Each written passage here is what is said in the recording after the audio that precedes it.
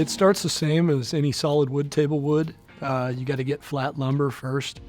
The difference is that you have to build a mold for that wood to go into.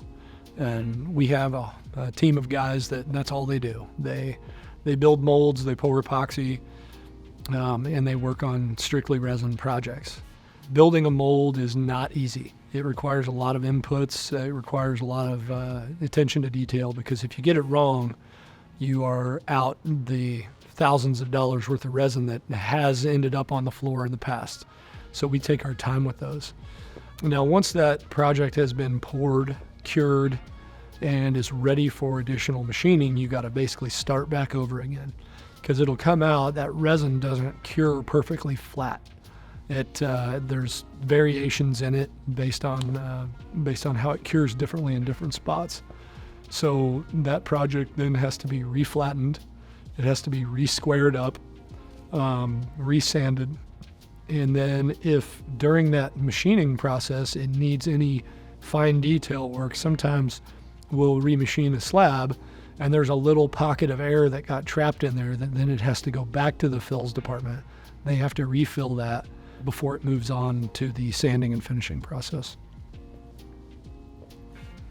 We used to make our molds out of melamine and Tyvek tape.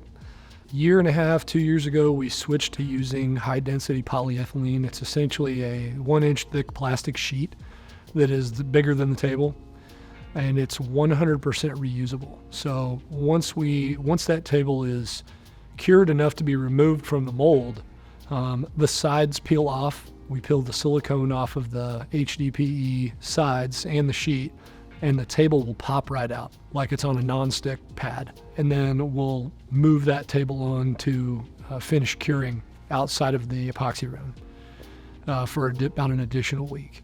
And then that mold then just gets cleaned off. It gets wiped down. Any drips or resin that is left on it has to be peeled off. And then again, we clean the silicone off of everything, and we put the sides right back on the sheet and get it ready for the next pour. Well, they can't see why the timeline takes so long.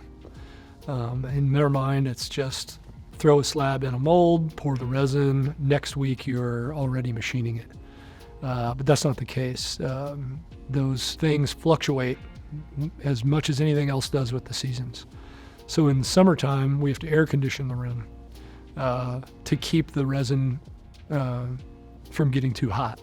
In the wintertime, we have to heat the room from keeping the resin to getting too cold. We have to keep it 100% climate controlled in there, 100% clean, to keep those projects as defect-free as possible. We have to keep the ceiling covered to make sure dust and particulate doesn't fall down. We have to keep screens on all the fans to make sure it's not pushing any dust through the air or insects through the air. There's just a lot more that go into those projects than anyone would ever think.